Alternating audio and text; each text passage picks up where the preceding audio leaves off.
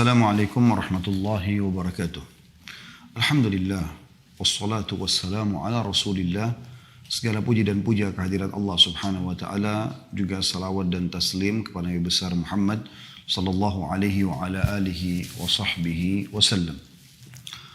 Selamat bergabung teman-teman dari Malaysia. Ahlan wa sahlan. Semoga ini adalah bukan pertemuan pertama dan akan terus terjalin hubungan yang baik di antara sesama muslim dan juga sesama negara, dan semoga insya Allah agama mulia yang kita anut ini menjadi penyambung hubungan yang baik di antara kita tanpa melihat dari mana asalnya dan bagaimana bentuk, rupa dan juga postur tubuhnya. Yang penting apa yang disampaikan, kalau itu benar, kalau Allah, kalau Rasul, Allah berfirman, Rasulullah SAW bersabda, maka sudah selayaknya setiap muslim di muka bumi ini menerimanya. Dan saya juga berbicara di sini bukan berarti saya lebih tahu daripada Bapak Ibu sekalian, tapi karena kita menjalankan firman Allah Subhanahu wa taala, fadzakir fa inna dzikra tanfa'ul mu'minin. Saling memberikan peringatanlah karena peringatan sangat bermanfaat bagi orang-orang beriman. Juga menjalankan sabda Nabi sallallahu alaihi wasallam, ad-dinun nasiha. Agama ini isinya semuanya nasihat. Kesempatan ini teman-teman sekalian, kita akan membahas tentang obat gundah dan gelisah. Gundah dan gelisah, sumpek, sedih, apapun istilah yang semakna dengan itu, mudah-mudahan ini juga difahami oleh teman-teman di Malaysia, karena ini bahasa yang kami gunakan di Indonesia, adalah sesuatu yang tidak diinginkan oleh semua orang. Kalau ditanya apakah Anda ingin gundah, gelisah, sedih, sumpek, ya, tentu jawabannya tidak.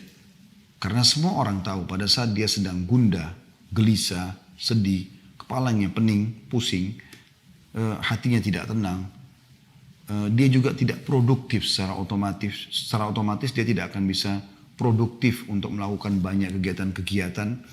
Karena memang seluruh energi dia tersirap dengan permasalahan yang sedang menjadi beban buat dia. Oleh karena itu teman-teman sekalian, setiap muslim harusnya memang menghindari masalah ini. Ya. Dan kalau Anda tanya kepada saya bagaimana cara menghindarinya, maka saya akan sebutkan dulu sebabnya. Sebab dalam Islam datangnya gundah, ya, sedih, gelisah itu justru dari dua hal. Dangkalnya pemahaman agama terhadap agama dan juga dosa yang dilakukan. Kalau Anda faham agama Anda, maka Anda akan kembali kepada hadis Nabi sallallahu alaihi wasallam riwayat Bukhari Muslim, bahwasanya sungguh mengagumkan perkara seorang mukmin, kata Nabi SAW, dan itu tidak dimiliki kecuali oleh orang mukmin saja. Kalau dia diberikan, dan semua perkaranya baik, semua urusannya baik. Kalau dia diberikan nikmat, dia sedang senang, maka dia selalu bersyukur. Kalau dia diberikan cobaan, maka dia akan bersabar. Kalau Anda punya ilmunya, Anda akan tahu. Ternyata pada saat selama ini saya senang, maka kuncinya supaya bertahan dan bertambah syukur. Pada saat cobaan sedang datang, maka saya bersabar, yaitu menerima keputusan Allah, kemudian ikhtiar mencari jalan keluar, maka kita akan mudah untuk melaluinya. Tentu dengan punya ilmu.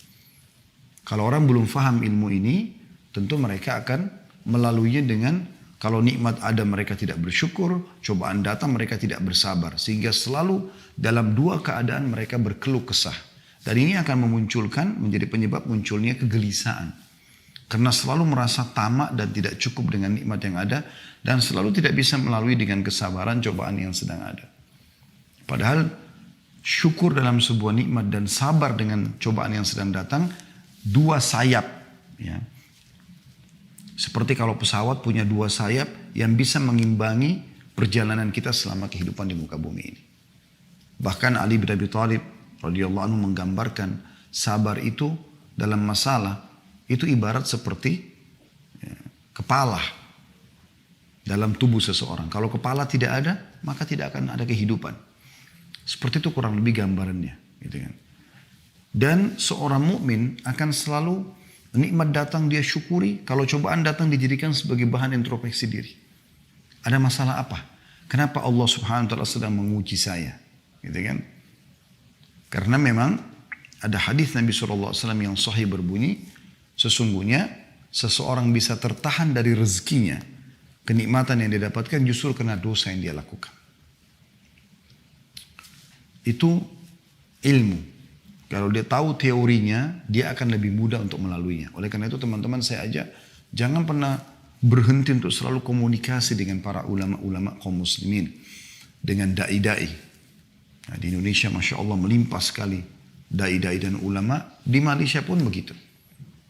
Saya beberapa kali diundang oleh teman-teman di sana. Masya Allah banyak tokoh-tokoh masyarakat kita yang punya ilmu, kapabilitas yang cukup. Tinggal bagaimana kita sering komunikasikan sama mereka.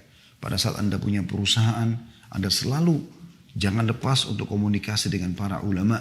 Kira-kira ini halal atau tidak. Kira-kira pegawai ini, kalau dia melakukan pelanggaran seperti ini, secara agama, saya udah boleh berhentiin atau belum. Gitu kan. Atau apa saja. Ya, sumber, modal, sistem yang sedang dipakai, produk yang dijual, apakah semua sudah sesuai dengan agama. Jadi selalu ada agama yang menjadi pengontrolnya. Begitu juga dengan Anda dalam rumah tangga. Ada figur ulama yang Anda jadikan sebagai penengah dalam masalah-masalah dalam rumah tangga. Apakah antara suami istri, apakah antara orang tua sama anak, apakah anak sama orang tua, atau mungkin sama kerabat secara umum. Ini satu sisi. Penyebab gundah gelisah ini adalah karena kurangnya ilmu. Sehingga selalu kalau nikmat ada tidak bersyukur, kalau ada cobaan tidak bersabar. Seperti itulah. Ya. Padahal kalau dia punya ilmunya, dia akan bisa melalui semua itu. Yang kedua, yang menjadi penyebab adalah dosa. Dan ini yang banyak sekali di antara kaum muslimin tidak memahaminya. Sebenarnya suntuk, sumpek, sedih itu karena dosa. Tidak ada alasan yang lain. Ya. Seperti ibaratnya Anda kerja di satu perusahaan, kalau Anda menjadi seorang pegawai yang prestasi, datang on time, kerjakan pekerjaan yang diminta, ya. Kita selalu mengikuti peraturan yang ada. Maka saya yakin Anda akan senang saja, happy aja di perusahaan itu. Begitu juga dengan atasan Anda pun akan mendapatkan semua bonus, gaji yang dijanjikan.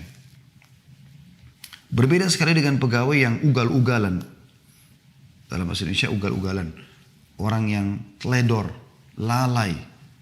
Dia datang kapan dia mau, pekerjaan tidak selesai, sering melanggar peraturan-peraturan. Maka kita akan temukan orang seperti ini akan ada tekanan-tekanan dari perusahaan. Ancaman-ancaman, mengurangi fasilitas dia. Sehingga membuat dia jadi gelisah. Dia sendiri melahirkan kegelisahan itu. Kegundahan itu muncul karena perbuatan dia. Jadi karena ada pelanggaran. Kalau tidak ada pelanggaran tidak akan terjadi hal itu. Oleh karena itu teman-teman jangan pernah dianggap remeh sedikit pun tentang masalah pelanggaran. Kita kembali kepada histori awal ayah kita Adam alaihissalam. Nabi Adam alaihissalam diciptakan oleh Allah Subhanahu wa taala lalu diletakkan di surga. Kita sudah tahu semuanya. Taruh di surga bersama istrinya Hawa alaihimussalatu wassalam. Allah Subhanahu wa taala menyuruh Nabi Adam dan Hawa boleh menikmati apa saja di surga. Semuanya, istanahnya, buah-buahannya, airnya, semuanya. Allah menguji Nabi Adam AS dengan mengatakan, hanya jangan sentuh satu pohon ini. Ini saja. Karena ini saya melarangnya, kata Allah. Sudah selesai. Iblis datang mengganggu Adam AS. Lalu membisikkan bisikannya yang menggoda. Mengatakan, wahai Adam, sesungguhnya engkau tidak dilarang memakan buah ini, kecuali karena kalau kau makan, kau akan jadi kekal. Kau tidak akan melalui proses kematian. Maka Nabi Adam pun tergoda lalu kemudian memakan buah tersebut. Lalu karena kemaksiatan kepada Allah ini, Allah hukum Adam alaihissalam. Coba teman-teman, kita renungi dulu firman Allah Subhanahu wa taala. Saya berharap teman-teman buka di aplikasi handphonenya Al-Quran. Surah Toha, surah nomor 20, ayatnya 121 sampai 127. Saya ulangi, surah Toha, surah nomor 20, ayat 121 sampai 127. Saya akan bacakan. A'udzu billahi minasyaitonir rajim. Wa 'asa Adamu rabbahu fagawa. Thumma ijtabahu rabbuhu fataba 'alaihi wa hada. Qala ihbita minha jami'an ba'dukum li ba'din aduwwun fa imma ya'tiyannakum minni hudan faman ittaba'a hudaya fala yadhillu wa la yashqa. ومن أعرض عن ذكري فإن له معيشة ضنكا ونحشره يوم القيامة أعمى قال رب لما حشرتني أعمى وقد كنت بصيرا قال كذلك أتتك آياتنا فنسيتها وكذلك اليوم تنسى وكذلك نجزي من أسرف ولم يؤمن بآيات ربه ولعذاب الآخرة أشد وأبقى. Terjemahannya, dan Adam pun mendurhakai Rabbnya. Ini awal kemaksiatan terjadi. Maka ia pun sesat. Allah sudah larang. Allah subhanahu wa ta'ala sebagai pencipta, saudaraku seiman, memberikan kepada anda banyak sekali nikmat. Dan opsinya, pilihannya banyak sekali. Kayak misalnya makanan. Boleh makan sapi, kambing, ayam, kelinci. Semua hewan yang ada di lautan. Halal. Dan Allah haramkan sebagian. Babi, anjing atau yang bertaring. Jadi yang halal lebih banyak. Begitulah kasus Nabi Adam AS. Di surga banyak sekali pilihannya. Yang dilarang cuma satu. Tapi ternyata efek daripada pelanggaran pada satu ini membuat Nabi Adam AS dikeluarkan dari surga itu. Dikeluarkan dari fasilitas yang ada. Perhatikan selanjutnya. Kemudian Rabbnya Adam AS memilihnya. Maka dia menerima taubatnya dan memberi Adam petunjuk. Artinya pada saat itu Nabi Adam AS menyesal. Kemudian beliau bertaubat dan Allah terima taubatnya. Lalu Allah berfirman, turunlah kamu berdua dari surga bersama-sama. Sebagian kamu menjadi musuh sebagian yang lain. Adam dan iblis yang menggodanya. Maka jika datang kepadamu petunjuk dariku, di muka bumi ini akan datang nanti petunjuk-petunjuk wahyu turun dari langit. Barang siapa yang mengikuti petunjukku, kata Allah, ia tidak akan sesat dan tidak akan celaka. Makna tidak sesat dan tidak celaka, tidak sedih, tidak sumpek, ya, tidak gundah. Dia akan bahagia. Dan barang siapa yang berpaling dari peringatanku, tidak mau menikmati apa yang Allah halalkan dan sibuk dengan apa yang Allah haramkan. Padahal yang haram itu sedikit sekali ya. Tadi contoh makanan sudah saya berikan gambaran. Begitu juga dengan contoh minuman. Allah misalnya haramkan khamr. Gak boleh minum khamr yang memabukkan. Gak boleh narkotika. Allah ganti dengan susu, madu, sirup. Banyak yang lain. Minuman halal. Allah haramkan zina. Kita butuh syahwat, ada syahwat untuk melampiaskan sama lawan jenis. Tapi Allah buka pintu nikah. Dan ada solusi, bukan tidak ada solusi dalam Islam. Makanya Allah bilang, siapa yang berpaling dari peringatanku, tetap memilih sesuatu yang bermaksiat kepadaku, maka sungguhnya baginya penghidupan yang sempit. Sempit ini tadi, gundah, sedih, sumpek.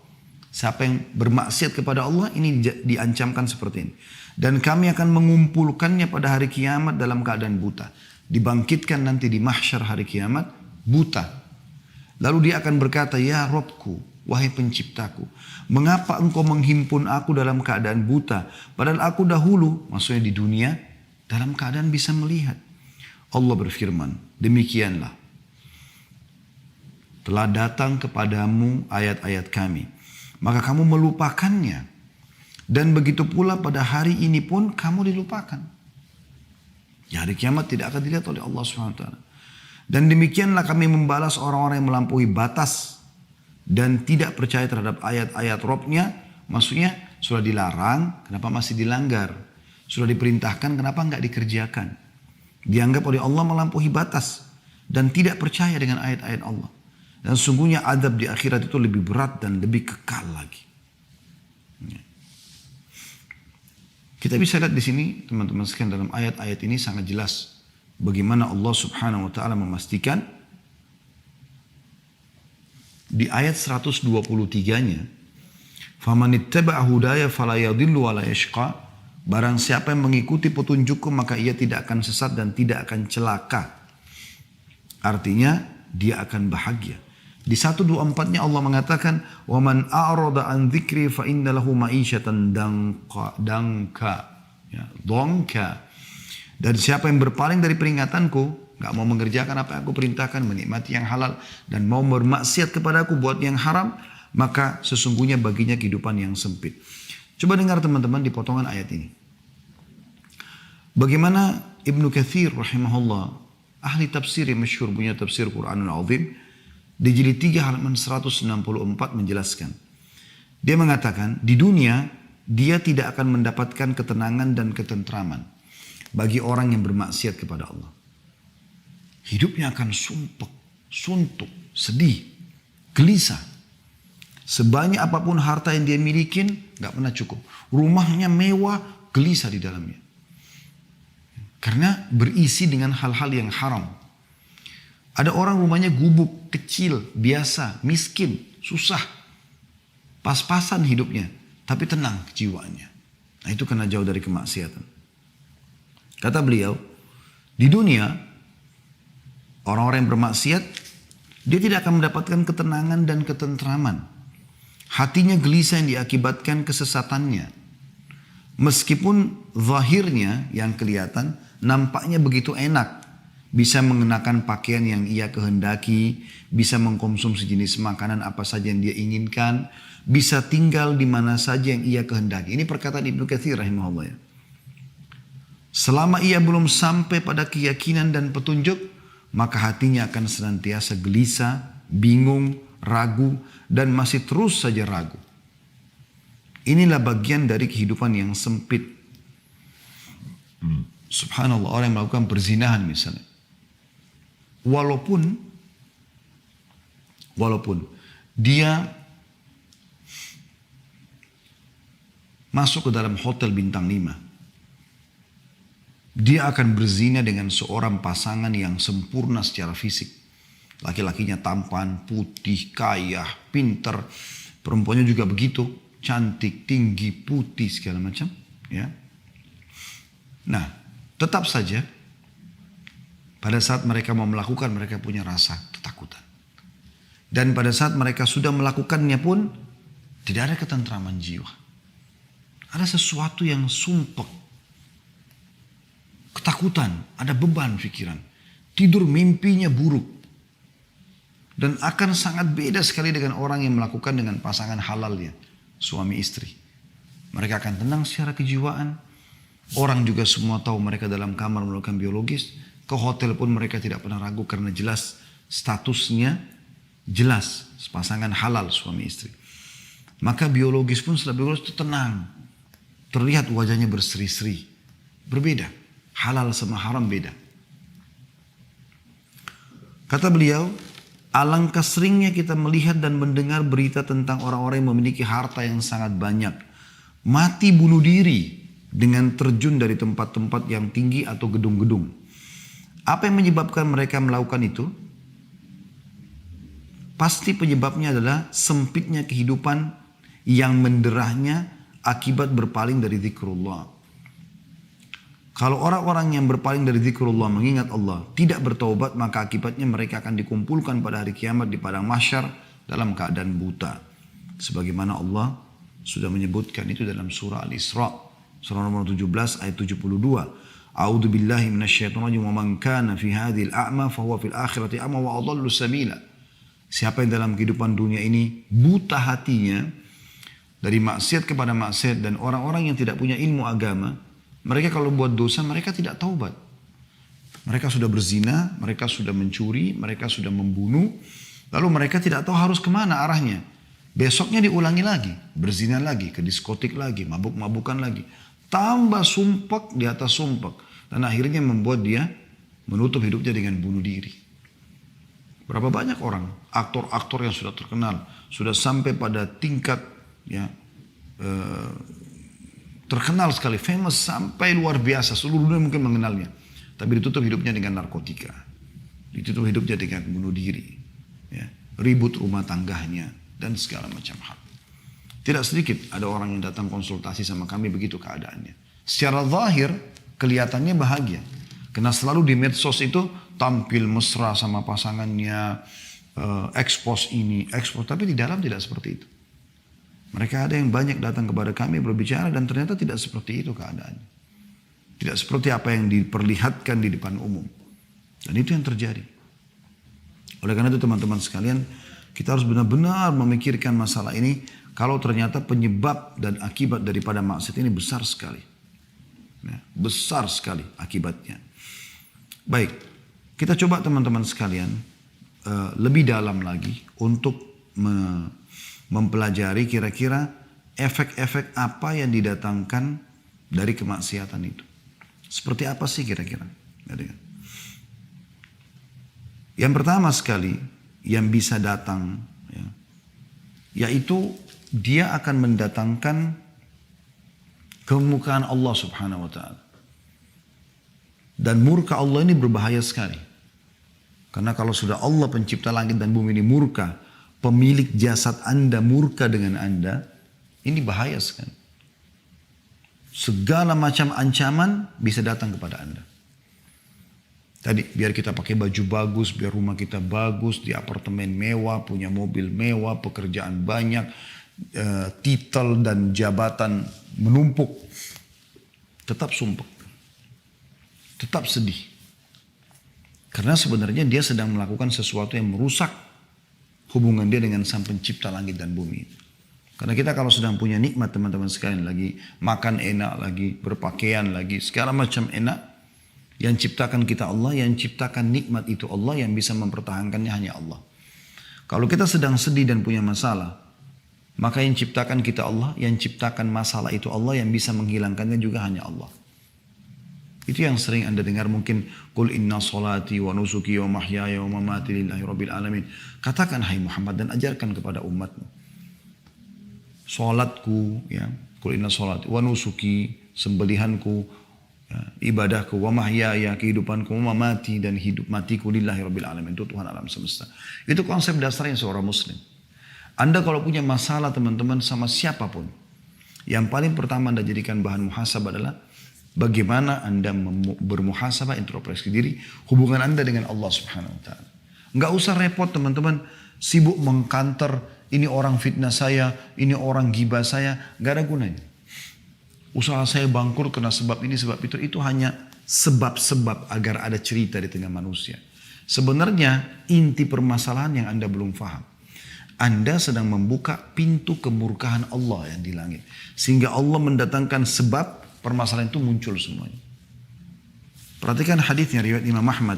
Kata baginda Nabi SAW, Allah berfirman dalam hadis Qudsi, Aku Allah, tidak ada Tuhan selain aku. Jika aku ditaati, aku ridho. Dan jika aku ridho, maka aku akan memberi berkah. Dan keberkahanku tidak ada akhirnya. Jadi kalau aku sudah ridho kata Allah SWT, aku akan berikan apa saja. Termasuk kebahagiaan, ketentraman, kecukupan, segala macam. Tapi jika manusia maksiat kepadaku, berbuat dosa kepadaku, melanggar, aku murka. Dan jika aku murka, aku akan melaknatnya. Dan laknatku akan sampai pada 7 turunannya. Artinya akan turun kepada orang-orang ini. Bahaya sekali. Ya. Dan ini poin yang harus digarisbawahi teman-teman. Cukup kemurkaan Allah subhanahu wa ta'ala ini datang kepada kita, ini bahaya sekali. Maksiat kepada Allah juga ini bisa menghalangi Anda dari ilmu. Ide-ide yang bagus, yang brilian gitu. Dinukil dalam sebuah kisah Imam Syafi'i rahimahullah berkata, beliau sering kalau dikasih hafalan oleh gurunya Imam Waqi, hafal lupa, hafal lupa. Maka dia bilang dalam syairnya yang masyhur, syaqautu ila waqi'i su'a hifdhi. Aku keluhkan kepada Imam Waqi tentang buruknya hafalanku. Fa akhbarani bi anna fa arsyadani ila tarki ma'asi. Maka dia memerintahkanku untuk meninggalkan dosa-dosa. Wa akhbarani bi anna ilma nurun, dan dia menyampaikan kepadaku bahwasanya ilmu itu adalah cahaya. Ya. Wa nurullahi la yu'ta li'asi. Dan cahaya Allah tidak akan diberikan kepada orang yang bermaksiat. Oleh karena itu teman-teman sekalian, maksiat Anda lakukan ini akan menghalangi Anda dari ilmu agama, memahami ilmu agama. Dan ini adalah panduan hidup Anda. Ilmu agama ini seperti bodyguard. Karena Anda mau makan, mau minum, mau bergaul, mau bekerja, ilmu agama akan datang seperti bodyguard. Ini boleh, ini nggak boleh. Ini nggak bisa Anda fahamin karena buat maksiat. Hilang panduan hidup itu. Begitu juga Anda tidak punya ide-ide lagi untuk bisa mengembangkan usaha apa. Susah. Karena kemaksiatan yang sedang terjadi. Sebaliknya orang-orang yang patuh, orang yang beriman itu akan lebih mudah bagi dia.